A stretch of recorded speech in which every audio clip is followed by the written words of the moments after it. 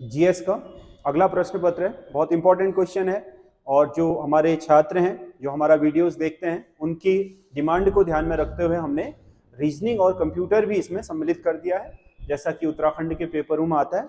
उसके अलावा जो जीएस है वो सभी के लिए इंपॉर्टेंट है, सामान्य अध्ययन और सामान्य ज्ञान का है ये पेपर। तो इसमें पहला क्वेश्चन है, भारत में बंधुआ मजदूरी निरसन अधिनियम किस वर्ष लाया गया? बंधुआ मजदूरी को खत्म करने का अधिनियम किस वर्ष लाया गया? तो भारत में बंधुआ मजदूरी उन्मूलन अधिनियम लाया गया था 1976 में। एक्चुअल में बंधुआ मजदूरी तो भारत में वैसे ही बैन हो गई थी, क्योंकि जो आपका बलात् श्रम और जो आपका बंधुआ मजदूरी और बाल श्रम है, बलात् श्रम का मतलब बंधुआ मजदूरी है। अनुच्छेद 23 जो भारतीय संविधान का एक्ट है, जिसके तहत बलात् श्रम और मानव दुर्व्यापार पर जो आपका मौलिक अधिकार है उसके विरुद्ध, अनुच्छेद 23 में तो संविधान के आरंभ से ही था मौलिक अधिकार में। तो सरकार की तरफ से भी कानूनन एक अधिनियम बनाया गया कब? 1976 में। भारतीय संविधान का कौन सा अनुच्छेद संसद को मौलिक अधिकारों के संबंध में विधि बनाने की शक्ति प्रदान करता है? मौलिक अधिकारों के संबंध में विधि बनाने की शक्ति किसमें करता है?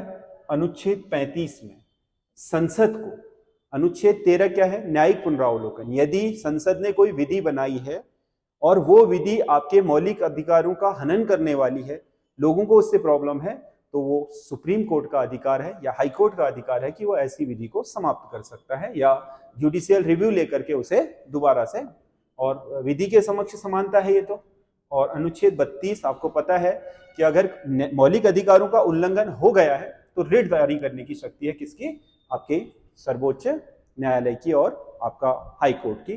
तो 35 में क्या कहा गया है? मौलिक अधिकारों के संबंध में विधि बनाने का अधिकार संसद का होगा, क्योंकि किसी भी मामले में विधि तो संसद ही बनाता है, सुप्रीम कोर्ट कोई विधि नहीं बना सकता है। जो विधि आपके विधायिका ने बना रखी है उस विधि को लागू करता है। लोकतंत्र ऐसे ही काम करता है, विधि केवल विधायिका ही बनाएगी, कार्यपालिका उस विधि को देश भर में लागू कराएगी और न्यायपालिका ये तय करेगी कि विधि जो आपके न्याय संगत है या नहीं है, लोगों तक सही तरीके से पहुंच रही है या नहीं पहुंच रही है। तो इसमें अनुच्छेद 35 से ठीक है।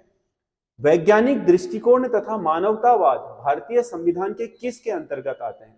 वैज्ञानिक दृष्टिकोण और मानवतावाद अगर पर्टिकुलर देखें तो वो मौलिक अधिकार, वैसे तो नीति निर्देशक तत्वों का ही अंग है, लेकिन ये बाद में जोड़े गए हैं 51 कॉम में, वैसे भाग 4 में ही है, परंतु नीति निर्देशक तत्वों से परे मौलिक कर्तव्य। अगर आप 8वां मौलिक कर्तव्य देखोगे 11 मौलिक कर्तव्यों में से, तो आपको ये वाला नजर आएगा कि देश में वैज्ञानिक दृष्टिकोण तथा मानवतावाद का विकास करना। मतलब इसका मतलब ये हुआ कि देश में अंधविश्वासों को खत्म करना और जात पात इन सारी चीजों से उठ करके मानवतावाद को आगे लाना, ये प्रत्येक व्यक्ति का मौलिक कर्तव्य है देश में। राष्ट्रपति पर महाभियोग चलाने के लिए प्रस्तुतकर्ता सदन में संकल्प प्रस्ताव पर कितने सदस्यों के हस्ताक्षर अनिवार्य है? जो राष्ट्रपति पर महाभियोग लगता है वो भारत के संसद के लोकसभा और राज्यसभा किसी भी सदन से शुरू किया जा सकता है। होता क्या है कि सबसे पहले इसे पेश करने के लिए क्या चाहिए होता है? कुछ सदस्यों के हस्ताक्षर चाहिए होते हैं। जैसे लोकसभा में है तो लोकसभा का 1/4, राज्यसभा से प्रस्तुत हो रहा है तो राज्यसभा का 1/4, फिर 2/3 सदन से 2/3 बहुमत से ये पारित होगा। राष्ट्रपति को पूरा अवसर दिया जाएगा, 14 दिन पहले का नोटिस होता है इसे प्रस्तुत करने से पहले। फिर उसके बाद जब सदन में कार्रवाई चलती है, जांचकर्ता सदन दूसरे सदन में जब जाता है तो राष्ट्रपति अपना पक्ष रख सकता है, वहां 2/3 बहुमत से पारित हो जाता है, तो उसके बाद महाभियोग की प्रक्रिया पूर्ण होती है और राष्ट्रपति को उसी दिन अपने पद से इस्तीफा देना पड़ता है। तो कुल मिलाकर के प्रस्तुत करने के लिए भी सदन के 1/4 सदस्य के हस्ताक्षर होना अनिवार्य है। यानी कि जैसे मान लो राज्यसभा में पेश हो रहा है तो 245 है, तो इसमें से आप ये समझ लो कि कम से कम 82 सदस्यों के हस्ताक्षर होने जरूरी। 8 चक्को नहीं, 4 6 24, यानी कि 62 सदस्यों के हस्ताक्षर होने जरूरी है, तभी पेश हो पाएगा, नहीं तो पेश ही नहीं होगा। 1/4 सदस्य तो पेश करने के लिए चाहिए, फिर 2/3 बहुमत उसे पास करने के लिए चाहिए दोनों सदनों में। अगला क्वेश्चन है, ताराकुंडे समिति का संबंध किससे है? ताराकुंडे समिति बहुत अच्छे तरीके से जानी जाती है भारत में चुनाव सुधारों के लिए। चुनाव सुधार, ताराकुंडे समिति ने बहुत सारी ऐसी सिफारिशें दी थी जिससे भारतीय चुनाव आयोग ने अपना करके भारत के चुनाव में सुधार किया। जैसे टाइमिंग का मामला है, बूथ कैप्चरिंग का मामला है, आपके वोटर लिस्ट को हर साल सुधारने का मामला है हर बार, तो कई सारी चीजें हैं। इलेक्ट्रॉनिक वोटिंग मशीन तो ताराकुंडे की नहीं थी, वो दिनेश गोस्वामी समिति की आपकी सिफारिश थी। ताराकुंडे ने खासकर चुनाव में होने वाली गड़बड़ियां और इसमें पैसे के प्रयोग को रोकने के लिए बहुत सारी चीजें सिफारिश में दी थी। ऐत्रेय ब्राह्मण का संबंध किस वेद से है? ऐत्रेय ब्राह्मण, वेदों पर ब्राह्मण भी लिखे गए, प्रत्येक 4 के 4 वेदों के अपने अपने ब्राह्मण हैं। जो ऐत्रेय ब्राह्मण है वो ऋग्वेद का है। ऐत्रेय और कौशितकी, कौशितिकी दो ब्राह्मण हैं इसमें, एक का नाम ऐत्रेय है, दूसरे का कौशितिकी। ये दो ब्राह्मण ग्रंथ आपके ऋग्वेद पर लिखे गए हैं। अगला क्वेश्चन है, देवराज तथा देवगुप्त किस गुप्त शासक के अन्य नाम हैं? देखो, देवराज तथा देवगुप्त, चंद्रगुप्त विक्रमादित्य यानी कि चंद्रगुप्त द्वितीय। विक्रमादित्य तो उसने शकों पर विजय के उपलक्ष्य में ये उपाधि धारण की थी विक्रमादित्य की। चंद्रगुप्त द्वितीय इसका वास्तविक नाम था और इसे देवराज और देवगुप्त के नाम से भी जाना जाता है। निम्नलिखित में से किस भक्तिकालीन संत ने मन चंगा तो कठौती में गंगा पंक्ति कही थी? मतलब गंगा स्नान या कहीं पर स्नान करने के बजाय उन्होंने कहा था कि अगर आपका मन शुद्ध है तो आपके लिए क्या, कठौते में भी गंगा है। कहने का मतलब यह है कि आपको कहीं जाने की आवश्यकता नहीं है, अपने मन को शुद्ध रखिए। ये जो पंक्ति है बहुत फेमस है, ये आपके रैदास ने कही थी। रामानंद के जो आपके प्रमुख शिष्य थे जैसे संत कबीर वगैरह, उनमें से रैदास भी एक थे, जिन्हें रविदास के नाम से भी जाना जाता है। निम्न जातीय थे परंतु इनका जीवन बहुत ही पवित्र और बहुत ही रहस्यमयी माना जाता है। भक्तिकालीन संतों में संत कबीर और गुरु नानक के साथ इनका नाम सर्वोपरि लिया जाता है, रैदास का। 18वीं शताब्दी के अंत में वाराणसी में संस्कृत कॉलेज की स्थापना किसने की थी? 18वीं शताब्दी के अंत में यानी कि 1781 के आसपास आपके जो वाराणसी के रेसिडेंट्स होते थे, रेसिडेंट मतलब वहां के एक अधिकारी थे, जोनाथन डंकन, इन्होंने की थी। 1781 से 1789 के बीच इसका आपका अनावरण हुआ था। अलग अलग किताबों में अलग अलग वो दिया रहता है, तो इसके बनने में टाइम लगा होगा संभवतः। ये 1781 से 1789 के बीच का समय माना जाता है आपका वाराणसी संस्कृत कॉलेज। ये अलग है, बीएचयू अलग है, वो तो आपका सेंट्रल हिंदू कॉलेज था जो एनी बेसेंट ने स्थापित किया था। बाद में फिर उसे मदन मोहन मालवीय ने बनारस हिंदू विश्वविद्यालय का नाम देकर के उसे पुनर्गठित किया। महाराष्ट्र का सुकरात किसे कहा जाता है? महाराष्ट्र का सुकरात बोलते हैं एमजी रानाडे को।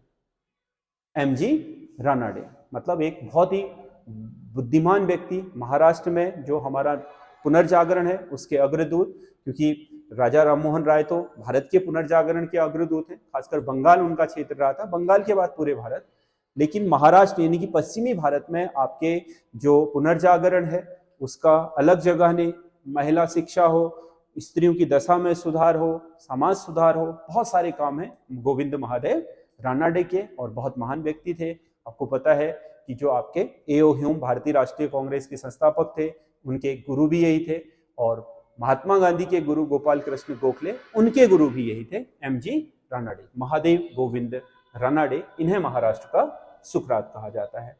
अगला रीजनिंग का क्वेश्चन है, एक घड़ी में 12:30 बजने पर घंटे की सुई उत्तर दिशा में व मिनट की सुई दक्षिण दिशा में, तब 3:50 पर सुई किस दिशा में होगी?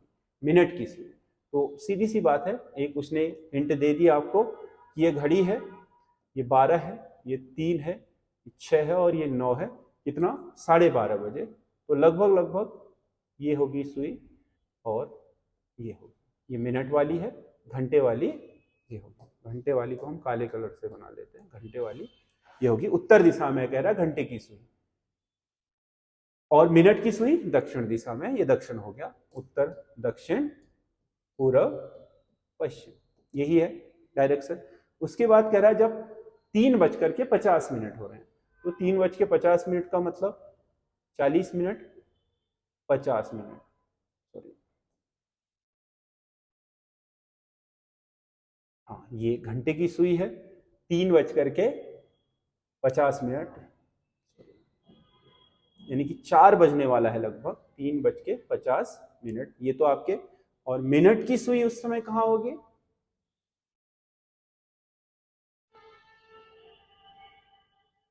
9, 10,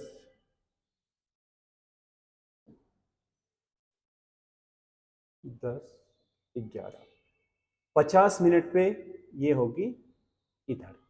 अब ये दिशा कहाँ निकली है, देखिए उत्तर पश्चिम, उत्तर और पश्चिम के बीच में यहां होगी, यानी कि मिनट की सुई पूछी है तो मैं लाल कलर से बना दे रहा हूं।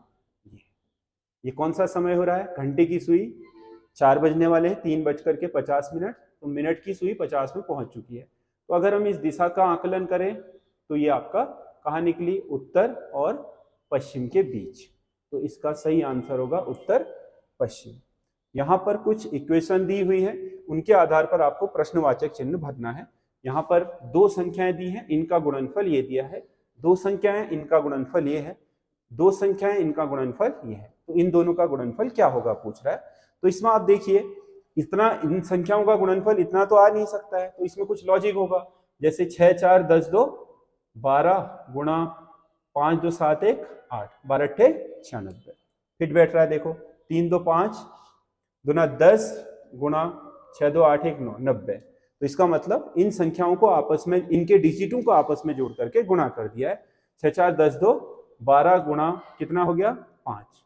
इसको कैसे लिखोगे, 7, 2, 11, 2, 13 गुणा 6, 5, 11, 2, 13, 13 गुणा 13 बराबर 169। तो इसका सही आंसर ये होगा। अगला क्वेश्चन है,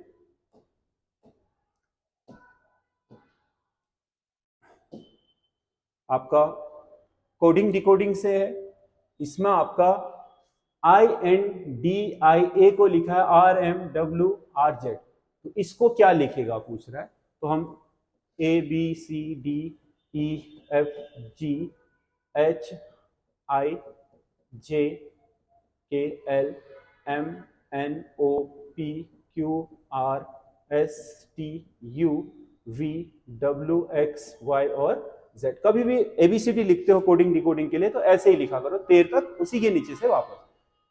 तो I को क्या लिखा है R, I को R लिखा है, गिनती करने में तो ये बहुत दूर है, तो उल्टा देखो, I को R का अपोजिट लिखा हुआ है, I को किसका अपोजिट, R का।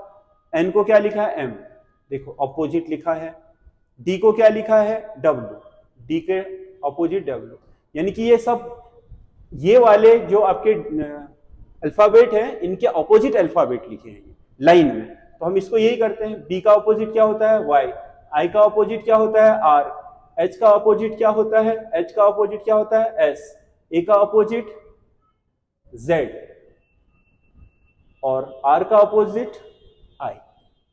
तो YRSZI, YRSZI,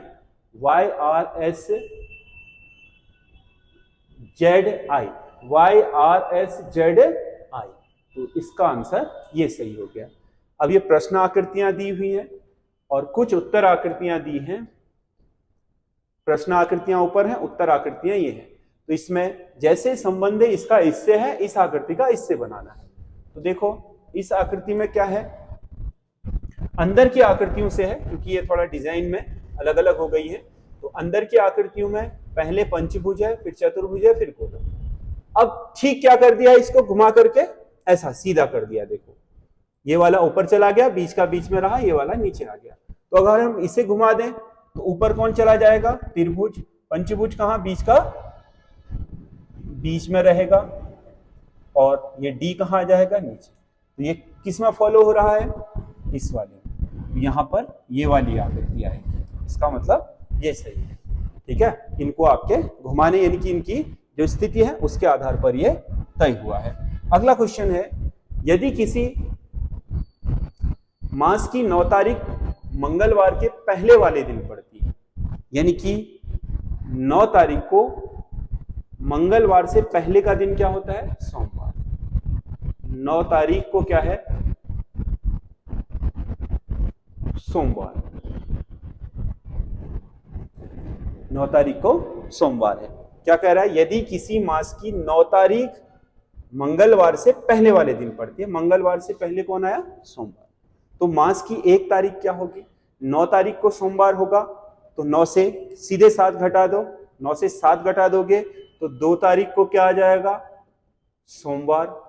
तो क्या पूछ रहा है 1 तारीख को, तो 1 तारीख को उसी मास का पूछ रहा है, 1 तारीख को कौन सा दिन होगा, यहां उसी नहीं लिखा है तो उसी को मान के चलो, कौन सा होगा, रविवार।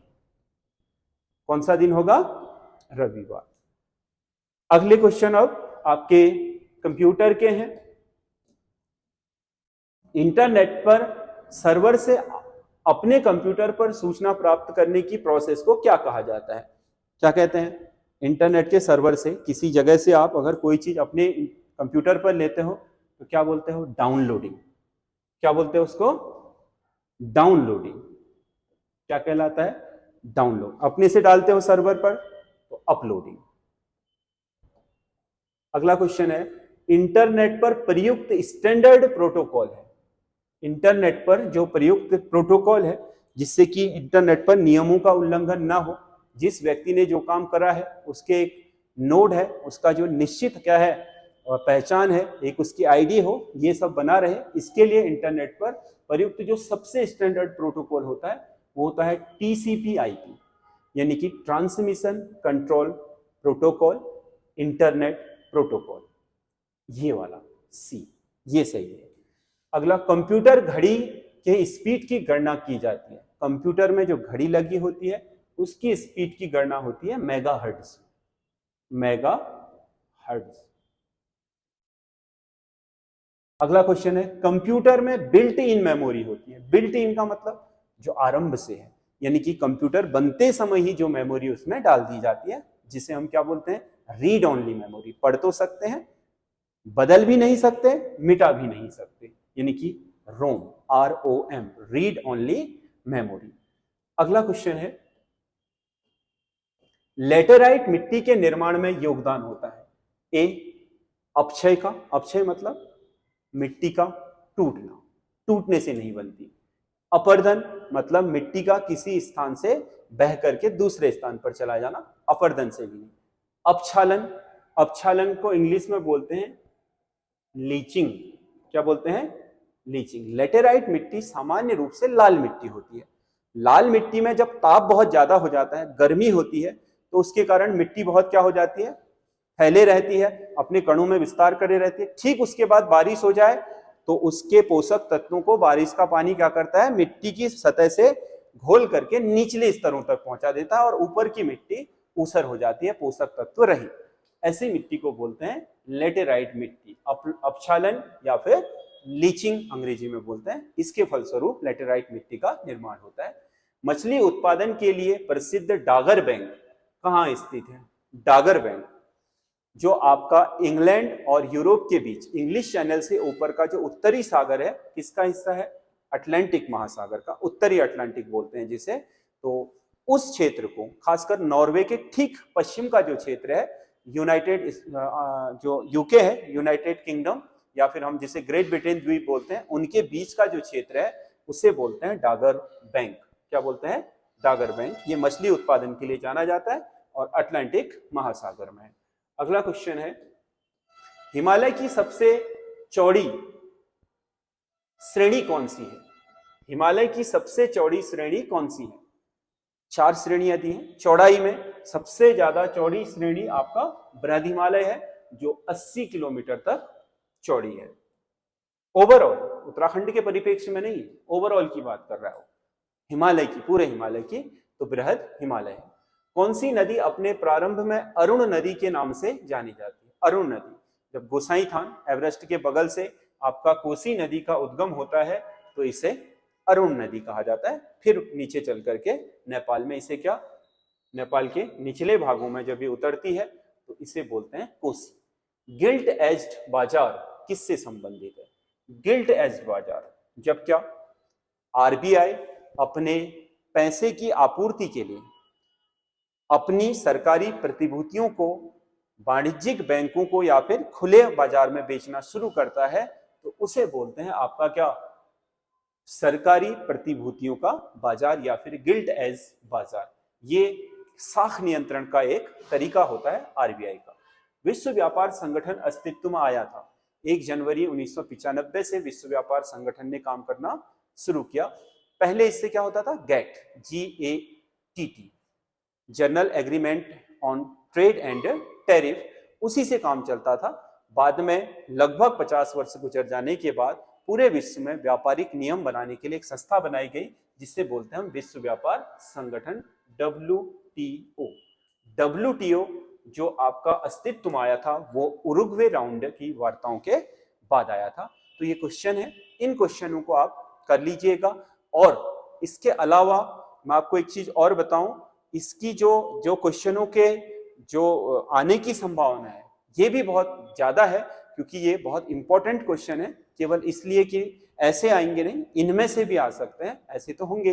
बाकी आपका जो भी आगामी परीक्षाएं हैं उनके लिए आप तैयारी करते रहिए, और कोशिश ये करिए कि ये जो 25 का बना रहा हूं, अगर आप 20 के आसपास ठहरते हैं तो इसका मतलब आपका स्कोर शानदार है, बहुत बढ़िया है आपकी तैयारी, और उसे मेंटेन रखिए, आपका कहीं ना कहीं हो जाएगा। इसकी जो आपका PDF है वो हमारे टेलीग्राम चैनल से आप प्राप्त कर लें, और संजय देव क्लासेस करके, और वहां से करने के बाद यहाँ से आप मिलान कर लें। धन्यवाद।